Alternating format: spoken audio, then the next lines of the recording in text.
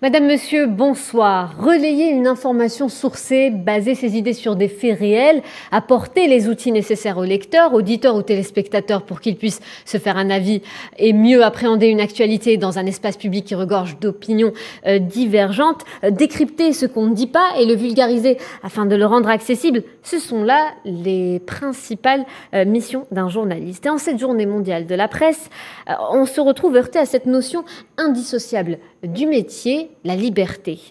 Quand la liberté est orientée, guidée, dictée, matérialisée et utilisée à des fins géopolitiques, que reste-t-il de cette liberté? Est-elle utilisée à bon escient? C'est le sujet de cette édition spéciale, un sujet donc que nous aborderons avec des experts du domaine. Nous accueillons sur le plateau Monsieur Mohamed Lakhdar Maougal. Bonsoir, vous êtes professeur et penseur.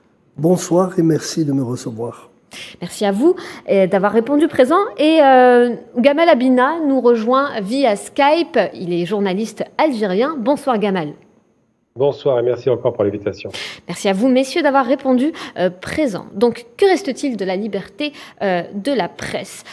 Une question qu'on va décortiquer ensemble, mais avant de commencer le débat, je vous invite à regarder ce sujet signé Imen Merad. Nous célébrons ce mardi 3 mai la journée mondiale de la liberté de la presse, une journée lourde de sens. Chaque année, cette date qui a été décrétée par les Nations Unies en 1993, journée mondiale de la liberté de la presse, est une date commémorative qui sert à rappeler au gouvernement le devoir d'honorer leurs engagements respectifs en faveur de la liberté des médias. Comment définir cette liberté d'expression? Peut-on qualifier de nos jours la presse d'indépendante? Quelles sont les lignes rouges à ne pas franchir? Peut-on réellement tout dire? En effet, au vu des derniers rebondissements qui secouent le monde, la presse est-elle devenue un instrument entre les mains de ceux qui font et défont l'actualité? La presse s'est-elle substituée en relais des décisions politiques? Lors des couvertures des crises, des guerres ou des conflits, la presse de par le monde semble se positionner d'emblée, jouant ainsi le rôle de viseur avec une instinctive prise de position. À titre d'exemple, le conflit du Tigré en Éthiopie, l'ensemble des médias internationaux, précisément les grandes firmes médiatiques, s'étaient positionnés au Tigré ainsi que dans les régions limitrophes, véhiculant de ce fait l'image d'un peuple opprimé, rongé par la famine et d'une crise humanitaire soutenue. Il faut croire que le choix de la terminologie et des discours joue également énormément sur l'aspect émotionnel. Lorsqu'on parle de frappes américaines, de frappes sur Gaza, les mots sont scrupuleusement et minutieusement choisis, pointant du doigt les appartenances politiques, à l'instar de djihadistes, membres du Hamas ou encore assaillants et des fois même terroristes. Alors que s'agissant de l'Ukraine, les images se braquent essentiellement sur des visages d'enfants et des femmes en pleurs. Aussi, depuis le début de la contestation en Syrie, le mot régime est récurrent, utilisé dans le sens explicitement péjoratif, justifiant de surcroît une flagrante prise de position. L'image présentée est donc elle-même considérée comme une prise de position médiatique. La vulgarisation du discours partiel s'intensifie, le conflit russo-ukrainien en est le parfait exemple. Le président russe Vladimir Poutine est constamment présenté comme fou ou même parano, tantôt malade, tantôt despote, se mettant toujours du côté des dictatures, en l'occurrence son soutien à la Syrie. Pourquoi couvrir uniquement dans les pays qui subissent les dites attaques? Toute la presse internationale, tous les médias lourds sont positionnés sur le sol ukrainien, caméras branchées sur la Russie, telle une arme. Face à cette impartialité et manque flagrant d'objectivité, la liberté d'expression est devenue une phrase creuse, dont se targuent les médias occidentaux en reprochant au reste des médias de ne pas être à la hauteur, alors qu'eux-mêmes ont écarté ce concept de leur travail, et ce, depuis bien longtemps. En atteste de cela la situation actuelle que vit notre monde moderne, noyé dans le double standard quant au traitement des dossiers brûlants tels que la Palestine, l'Ukraine ou encore le Yémen. Il est important de souligner que dans l'univers des médias, les politiques sont très peu préoccupés par la justesse des causes qui ne le sont par l'objectif à atteindre, en diabolisant l'ennemi à abattre. On peut en déduire que les personnes à forte influence détiennent l'information, à partir du moment où tout peut être distillé. Les paramètres des informations sont orientés, donc aujourd'hui on ne parle plus d'informations, mais surtout de cibles à atteindre. Murdoch Robert, El Walid Ben Talal ou encore Vincent Bolloré, des hommes qui détiennent le pouvoir mais également l'argent, le nerf de la guerre. Leur pouvoir d'influence leur permet de véhiculer des images et des messages précis, mais aussi d'instaurer un pouvoir de l'image orienté. Quelle place laisse-t-on à la liberté d'expression? Le journalisme quatrième pouvoir, est-ce toujours vrai? Aujourd'hui, Julian Assange a complètement été livré par les autorités britanniques. Déporté aux États-Unis, il risque de finir ses jours dans un pénitencier pour avoir révélé au grand jour des horreurs commises par l'armée états-unienne et qu'on tentait absolument d'occulter. L'Occident, donneur de leçons en matière de liberté d'expression, a une nouvelle fois échoué à en apporter les preuves. Mentez, mentez jusqu'à ce qu'on vous croie et jusqu'à ce que vous-même croyiez à votre mensonge. Une phrase qui résume la philosophie même du travail médiatique contemporain. Premier ou quatrième pouvoir ou encore contre-pouvoir, le journalisme est remis en question en ce début du XXIe siècle. Monsieur Maougal, est-ce qu'il faut s'inquiéter sur la perte de rôle du journalisme en tant que quatrième pouvoir aujourd'hui? C'est une question lourde et combien compliquée. Je pense que le problème devrait plutôt partir sur un point définitionnel, oui, que l'information est un produit dans un marché. Il faut insister sur cette institution du marché. Et dans ce marché, il y a un vendeur. Oui. Vendeur d'informations, et c'est ce qu'on appelle un journaliste, celui qui s'occupe de récolter les faits et les événements au jour le jour, c'est ce qui a donné le nom journalisme. Donc à partir de ce moment-là, se pose une question centrale qui a été soulevée par la présentation, c'est de savoir que doit dire, que doit faire un journaliste. Est-ce qu'il est tenu à un certain devoir de vérité? Est-ce qu'il est tenu par des obligations déontologiques et morales de respect de la liberté, parce que c'est un point crucial et qui est à la base de ce métier, oui, et quelles sont les conditions d'exercice de son métier? Voilà, grosso modo, un premier tiroir qu'on pourrait ouvrir. Oui. Pour l'information, il faudrait savoir que quand on parle d'information, immédiatement, dans le monde que nous vivons, vient le pendant. Information, désinformation. La désinformation est une information. Est une information, à contrario, une information qui contredit la vérité. Donc nous sommes bien au cœur du problème. Qu'est-ce que l'information? L'information, c'est une lecture du réel. Celui qui lit le réel, c'est celui-là qui va faire en sorte de prendre la responsabilité de communiquer cette information au lecteur. Donc le marché est posé, il y a un produit qui est l'information ou la désinformation, il y a un vendeur qui est le journaliste et il y a un consommateur qui est le récepteur. Donc à partir de ce moment-là, on va se dire comment fonctionne ce marché, oui, comment il se régule, quelles sont les règles qui s'imposent à la constitution et au développement et à la mécanique de ce marché. Complètement. Donc, le journaliste part à la recherche d'informations. Pour partir à la recherche de l'information, il est obligé d'être attentif au réel. C'est ça. Ce qui se passe dans le monde, ce qui se passe autour de lui. Il doit cibler, selon sa spécialité, s'il est spécialisé, selon sa spécialité, il doit cibler tout fait ou tout événement de la réalité sociale, qu'elle soit nationale, régionale ou internationale, et la décrypter, la rendre consommable, accessible, compréhensible, et donc la rendre en produit de marché.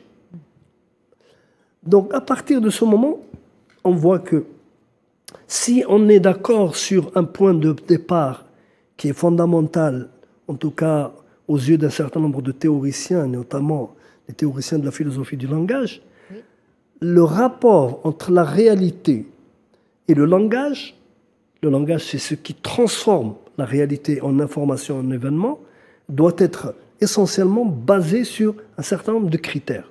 Le premier critère, c'est la réalité, la vérité de la réalité. C'est normalement ça qui fonde la mission véritable du journalisme. Dire vrai, dire ce qui existe. Oui.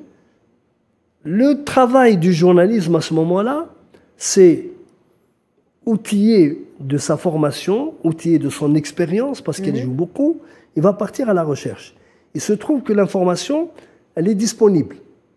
Le reste à savoir comment il va l'appréhender. C'est ça. Il y a le journaliste qui appréhende une information à partir des moyens de communication qui existent, ou à partir d'une enquête qu'il fait sur un terrain, à partir d'un compte-rendu de conférence, d'un compte-rendu d'une réunion, des matériaux qu'il peut récolter. Ou aussi, un autre aspect qui est de plus en plus important et qui est de grande actualité, c'est le reportage. C'est ça.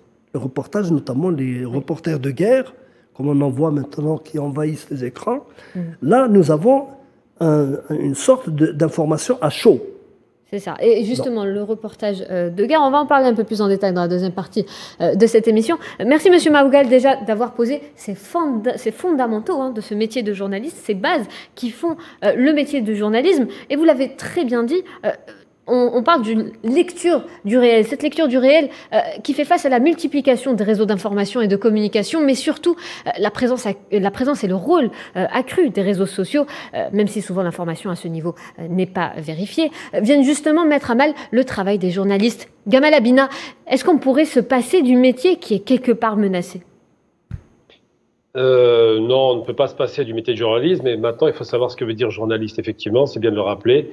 Le principe d'un journaliste au départ, c'est de faire de l'investigation. Donc on a encore ça en France. Il reste un journal d'investigation que je vais nommer immédiatement, qui s'appelle Mediapart, avec un directeur qui était l'ancien directeur de Le Monde, donc Edwy Plenel, et surtout avec un journaliste d'investigation extraordinaire qui s'appelle Patrice Arfi, qui a fait un travail d'investigation sur les questions des financements de la campagne de Sarkozy, par exemple, et j'en passe. Il y a beaucoup de choses comme celle-là qui ont été mises à jour par un journal indépendant. La question de l'information aujourd'hui, c'est de dire qu'est-ce que vaut l'information après qu'on ait signé en 71 la charte de Munich, la charte déontologique, où les journalistes européens s'étaient mis d'accord pour dire qu'il doit y avoir dans la transmission de l'information une certaine déontologie, que ce soit en terrain de paix.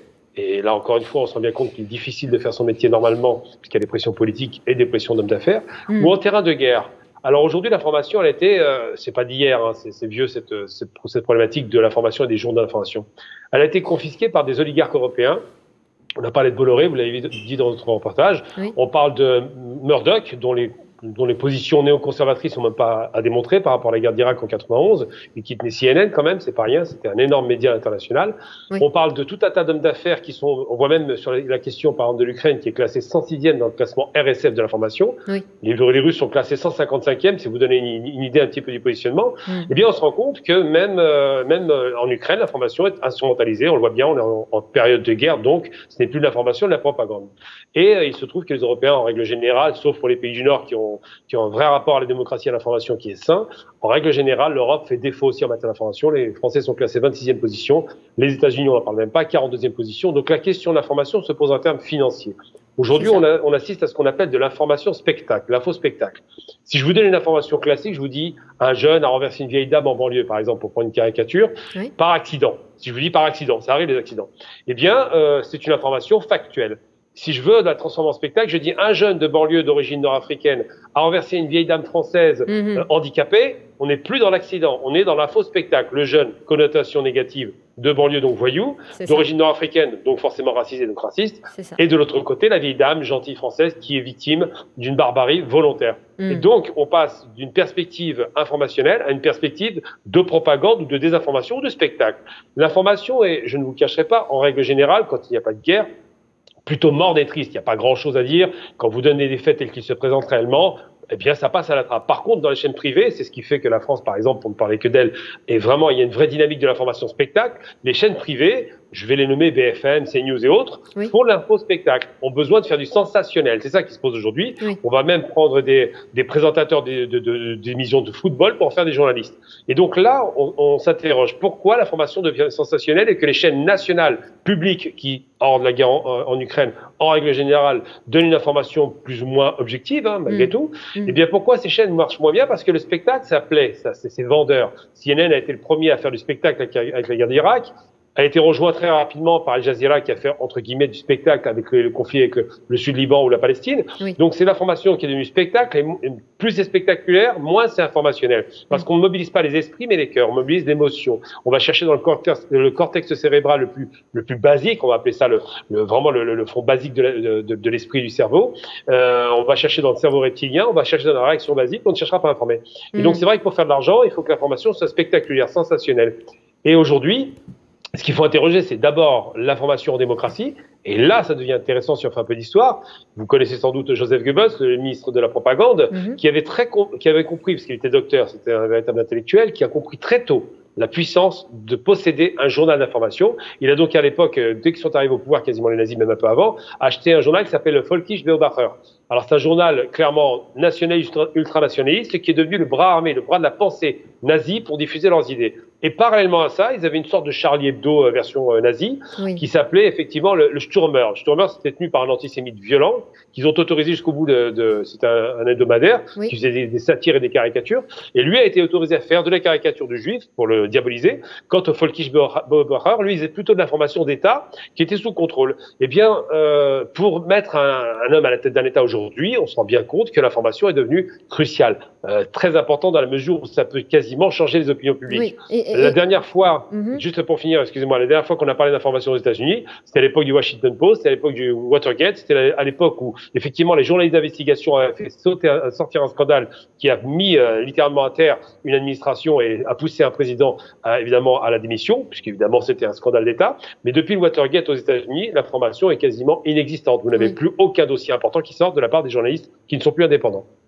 Et justement, ces médias qui ne sont pas indépendants sont financés, sont propriétés d'hommes influents et richissimes avec des investissements très importants, des investissements pour des cibles et des objectifs précis, laissant pour compte donc la déontologie, l'impartialité, la vérification des faits et des sources. Ça se vérifie de jour en jour, Monsieur Maougal. Oui. L'exposé qui vient d'être fait est tout à fait illustratif et très intelligemment mené, mais à plusieurs niveaux. Il y a plusieurs choses dedans. Il y a d'abord un certain nombre de choses à souligner que le journalisme qui est né pratiquement, on peut dire à la fin du XVIIIe siècle en Europe, dans des petits milieux d'affaires qui ont commencé à développer l'industrie du livre et l'industrie des quotidiens, des journaux. Et les journaux servaient à l'époque à accompagner les voyageurs dans les trajets longs du train du PLM de Paris-Lyon-Marseille. Oui. Donc, je parle du cas français que je connais un peu mieux, mais évidemment, les exemples peuvent être multiples et infinis. Oui. Petit à petit, le journalisme a commencé à attiser et à susciter et à exciter la curiosité. C'est par le fait de la curiosité. Et cette curiosité du point de départ était une curiosité de chercher à comprendre, chercher à connaître, une finalité de savoir. Et cette finalité de savoir, c'est ce qui a permis d'abord à désenclaver les régions, à désenclaver y compris les familles qui pouvaient apprendre ce qui s'était passé dans le département d'à côté, dans une autre région, etc. Cette source d'information qui sort pratiquement de la pratique romancière, qui sort de la pratique journalistique. On se souvient qu'un des plus grands journalistes, c'était un très grand écrivain, c'est Émile Zola. Et donc, cette extraction du journalisme petit à petit de l'écriture romanesque a été d'abord déclenchée par le souci et la volonté d'apprendre et de savoir et de connaître. Oui. Quand c'est devenu important, comment ça va devenir important? Ça devient important par l'augmentation de la quantité consommable, qui booste la production des journaux. Ensuite, Quand les productions de journaux montent, Oui. les capitaines de l'industrie journalistique se rendent compte que c'est un territoire d'investissement. Oui. Et c'est là où ils commencent à mettre la main dessus. Pendant longtemps, le journalisme a été essentiellement la part du lion du secteur privé. Pendant très longtemps. Les États ne se sont pas beaucoup intéressés à ça. Ça va venir à partir du moment où les médias lourds vont apparaître, comme la radio, la télévision. À ce moment-là, la radio et la télévision ne pouvaient être au point de départ que des propriétés d'État. C'est ça. Et ça a créé un journaliste à ce moment-là d'un type particulier. C'est un journaliste qui a l'État pour rédacteur en chef. Voilà. Et finalement, on va s'intéresser à ces médias indépendants. Gamal Abina, vous les aviez mentionnés tout à l'heure, qui sont, je dirais, comme un dommage collatéral face à ces hommes et femmes puissantes. Est-ce qu'on peut dire que ces médias, qui n'ont pas une ribambelle d'actionnaires sur leur dos, eux, ont gardé les fondements du métier de journalisme ? Alors, les médias indépendants, maintenant, ils sont plutôt dématérialisés. Les journaux ne rapportent plus d'argent, ça coûte cher. Oui. Le pari d'Edwy Plenel, lorsqu'il a lancé Mediapart, c'est de dire que ce serait l'information dont le journal ne serait acheté, évidemment, que par ses lecteurs. Ce qui est un slogan assez fin de sa part, d'ailleurs, je trouve c'est très intelligent comme formule, pour expliquer qu'ils ne sont achetés par personne et encore moins par les annonceurs, donc par les hommes d'affaires. La question de l'indépendance de l'information se pose en termes cruciaux dans la mesure où, par exemple, si on prend l'exemple de l'Algérie, puisque c'est intéressant de parler d'Algérie sur l'histoire, lorsqu'il y a la guerre d'Algérie, les Français, dans les journaux français, ne parlaient pas d'autre chose que d'événements d'Algérie. Évidemment, la caricature, c'est qu'on est les terroristes des uns et donc les résistants des autres. Oui. Du côté français, terroristes, du côté algérien, résistants, ça va de soi. Et donc, la question de l'information indépendante se pose en termes cruciaux parce qu'il y a deux aspects à aborder. Le premier aspect, c'est l'aspect financier, effectivement. Ça coûte cher un journal. Il faut soit des annonceurs, des partenaires ou des hommes d'affaires. Oui. C'est ce qui se passe malheureusement dans la plupart des pays du monde, ce qui conditionne donc le discours. Je vous dirai ce que dit la personne en fonction de celui qui la paye. Si c'est un journal de droite, c'est parce qu'il est tenu par un homme de droite, et de gauche, il y en a très peu, par un homme de gauche. Mais comme le dit l'intervenant sur votre plateau, et très justement, si on revient sur la question historique, effectivement, lorsque Goebbels va lancer la radio du peuple, c'est lui le premier à avoir instrumentalisé effectivement les grands médias de masse, c'est bien un média qui est tenu par l'État allemand. Il disait très souvent d'ailleurs, un mensonge répété 1000 fois devient la vérité, et on se rend bien compte aujourd'hui que le média qui nous matraque de mensonges très souvent quand il y a une période de tension, de guerre ou même de pandémie, puisqu'on l'a vu dans la pandémie, il y a eu beaucoup de choses qui ont été dites, eh bien ce média est considéré comme étant crédible et sérieux parce qu'il est dit 100 fois. Mais en vérité, la question de l'indépendance et de la déontologie journalistique, cette fameuse charte de Munich, ne peut plus être respectée parce que c'est une question financière d'influence politique. Le politique étant mêlé au financier, bien évidemment, on ne peut pas avoir une information objective. Et la problématique qui se pose aujourd'hui maintenant, de façon accrue, c'est de voir, par exemple, on est très loin du Washington Post, du New York Times, ces grands journaux qui avaient vraiment pignon sur rue. Aujourd'hui, ce sont des journaux qui sont totalement maintenus par les hommes d'affaires, qui ont un discours limite néoconservateur et qui sont totalement décrédibilisés. Oui. L'information alternative, c'est l'Internet, effectivement, c'est les réseaux sociaux, pas tous sérieux, et c'est surtout, on vient de le voir hier avec le rachat de Twitter, c'est de l'information instantanée. Elon Musk a considéré qu'il fallait libérer, un homme d'affaires encore une fois, libérer l'information aux États-Unis. Lui n'est pas américain, il est sud-africain. Il arrive aux États-Unis, il fait fortune et considère qu'il faut libérer Twitter parce qu'effectivement, Trump, pour lequel j'ai pas de sympathie particulière, a été censuré d'un média massif d'information. On va s'intéresser à ce mot médiaclatura, qui était utilisé pour dénoncer ceux qui utilisent les médias, je fais référence aux dirigeants peut-être, ou même aux journalistes directement, pour manipuler l'opinion ou pour téléguider les pouvoirs établis. Avec ce qui se passe aujourd'hui en Ukraine ou d'autres conflits dans le monde, est-ce qu'on peut dire que le médiaclatura n'est plus un phénomène isolé aujourd'hui, Monsieur Maougal? C'est un phénomène en fait qui est ancien parce que à partir du moment où la politique, des mouvements politiques se sont investis dans le journalisme parce qu'ils avaient compris que c'est un moyen, une sorte de tremplin pour développer leurs idées. Il faut se rappeler que le mouvement national algérien a produit une quantité astronomique de journaux et de revues, qui n'ont pas malheureusement eu longue vie parce que la répression coloniale était là. Mais toujours est-il que la lutte politique, le projet d'indépendance, le projet d'autonomisation et surtout l'élargissement de ce projet à tout le continent africain, parce qu'il faut savoir qu'à partir de la Première Guerre mondiale, il y a un mouvement qui se développe, qui gagne pratiquement l'Asie et l'Afrique, qui est un mouvement contre ce système colonial. Et à l'époque, il était colonial, il n'était pas encore néocolonial, mais qui était essentiellement occidental.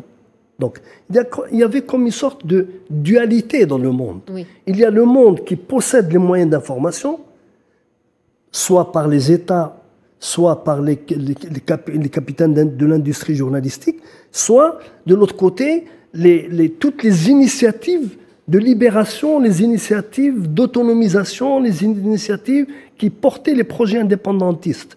Il y a eu une sorte de confrontation inégale, bien entendu, comme tous les échanges, et une sorte de confrontation inégale entre ce capital qui émet, qui produit, qui diffuse à grande échelle et de manière intensive, et cette multitude, cette myriade d'expériences, des mouvements indépendantistes qui ont un but, en fait, c'est de montrer que le système qui s'est mis en place depuis 2 siècles, 18e, 19e siècle, n'est plus un système viable. Parce que c'est un système inégalitaire et surtout, et ce qui est important pour nous, pour la discussion que nous menons, c'est un système fondamentalement contre les libertés. Complètement. Et on peut même parler de propagande. Hein. La propagande qui a toujours existé en temps de guerre, mais de nos jours, il ne s'agit plus que de propagande, mais je dirais même d'un formatage de l'opinion publique. Pourquoi, par exemple, hein, pour la question palestinienne, on ne distingue pas dans les médias occidentaux les agresseurs et les agressés un parfait exemple de propagande donc ou d'armes de guerre. Gamal Abina, est-ce que les médias aujourd'hui sont une véritable arme de guerre? Tout à fait. Je vous donne un exemple très concret, par exemple. C'est un exemple dramatique. La guerre de 91 en Irak, où les médias américains, puisqu'ils étaient les seuls à être sur place, donc de la propagande, bien sûr. Quand on fait la guerre dans un pays et qu'on envoie ses propres journalistes, on n'envoie pas des informateurs, on n'envoie pas des journalistes, on envoie des propagandistes. Donc CNN était sur place. Il y a une fameuse route qui est restée célèbre, qui est un véritable crime contre l'humanité, on peut utiliser ce terme-là, une colonne entière de véhicules civils, non pas militaires. La propagande américaine n'a filmé que quelques chars d'assaut qui étaient très peu nombreux, mais l'essentiel des véhicules qui fuyaient Kuwait City étaient civils. Ils cherchaient à rejoindre l'Irak, ils ont été assassinés, on parle bien d'assassinat, brûlés avec des bombes incendiaires, tués avec des bombes qu'on appelait à l'époque à effet de souffle, et donc qui faisaient exploser les poumons. C'est ça qu'on aurait dû voir, qu'on a vu très longtemps après la guerre, et qui a été un crime de guerre perpétré par les États-Unis, qui voulaient en finir très rapidement avec Saddam Hussein et l'Irak. Et donc cette propagande médiatique de guerre, on l'observe en Palestine, c'est pareil. Encore une fois, quand la victime qui se bat contre un ennemi absolument, la proportion de la force est disproportionnée. C'est comme un enfant qui se battrait contre un bodybuilder. Eh bien, les Palestiniens n'ont aucun moyen, sont totalement isolés, sont quasiment sont assiégés. C'est quand même une tradition très ancienne, le siège des châteaux, mais on ne pensait pas qu'on pouvait assiéger un peuple en entier, ils le font. Oui. Et on a toujours l'impression que la victime, c'est l'Israélien, parce qu'il y aura un mort de son côté. Dès qu'il y a un mort israélien, c'est toute l'humanité qui s'effondre. Dès qu'on tue 100 enfants, là, actuellement à ce jour, 79 enfants palestiniens tués depuis un an, là, c'est acceptable, ça reste qu'un bougnoul. Et pour en finir avec cette histoire de propagande, puisqu'on va parler de la propagande, on n'utilise plus le terme de propagande parce qu'il y a eu le ministère de la propagande de Goebbels qui a donné une association au terme de propagande et au nazisme. Donc on a du mal à parler de propagande et c'est bien de ça dont il s'agit. En France, par exemple, il s'est passé récemment, et vous le savez, puisque j'ai travaillé un petit peu à temps pour cette chaîne de télévision RT France, Russia Today France, donc pour être précis, eh bien cette France a été censurée par la ministre européenne, Madame von der Leyen, donc une ministre allemande en plus, vous imaginez un peu la force de la symbolique. Elle a censuré RT France au motif que cette chaîne, ce qui n'est pas vrai, mais bon, allons dans son logique, produirait une propagande pro-russe. Mais j'ai envie de dire, dans un pays démocratique, quel est le problème d'entendre un discours alternatif qui ne serait pas la propagande française, mais une propagande pro-russe, sachant surtout que la France n'est pas en guerre contre la Russie. Et là, on peut s'interroger sur le principe de propagande. Ils ont suspendu la chaîne, non pas interdit parce que c'est trop fort, suspendu la chaîne avec 176 salariés qu'on met sur le carreau, parce que la chaîne ne dirait pas ce que les autres médias seront d'accord à dire, à savoir les Russes sont des barbares, les Ukrainiens des victimes. Il n'y a pas de nazis en Ukraine, alors qu'ils sont avérés. Et je vais vous donner un petit scoop si vous voulez en avoir un beau. Le week-end dernier, samedi dernier, j'étais sur la place de la République à Paris pour aller voir une manifestation. Je rejoins les amis sur une manifestation pro-palestinienne. Et en face, il y avait une manifestation pro-ukrainienne. Jusque-là, tout va très bien. Mais c'est dommage, je ne peux pas vous montrer l'image, mais elle était extrêmement forte. J'ai posté sur Twitter. J'ai vu un drapeau. Alors, si on connaît bien la Seconde Guerre mondiale, on connaît parfaitement ce drapeau. C'est le drapeau de Stepan Bandera, bandera, qui est un drapeau rouge et noir, donc un drapeau nazi, ukrainien mais nazi, qui siège en bonne place. Il y avait 3 drapeaux comme ça en pleine manifestation ukrainienne. C'est vous dire un peu. Et là, la propagande française n'en parle pas. On voit des drapeaux néo-nazis. Si on avait vu ça pour n'importe quel Français, il finissait en prison. Mais là, c'est normal. Vous pouvez manifester avec un drapeau néo-nazi à Paris. Ça pose aucun problème. Et bien, la propagande fait fi de cela. Oui, et les médias ne le relayent pas. Voilà. Absolument. Merci en tout cas Gamal Abina pour avoir participé, pour avoir partagé avec nous toutes ces informations. Je rappelle, vous êtes journaliste algérien, et merci à Mohamed Lakhdar Maougal, professeur et penseur. Merci messieurs de m'avoir accompagné ce soir lors de cette émission qui touche malheureusement à sa fin. Retrouvez le journal télévisé dans quelques minutes, le 19h, présenté par Riyad Lahri. D'ici là, je vous souhaite une excellente soirée sur Al 24 News.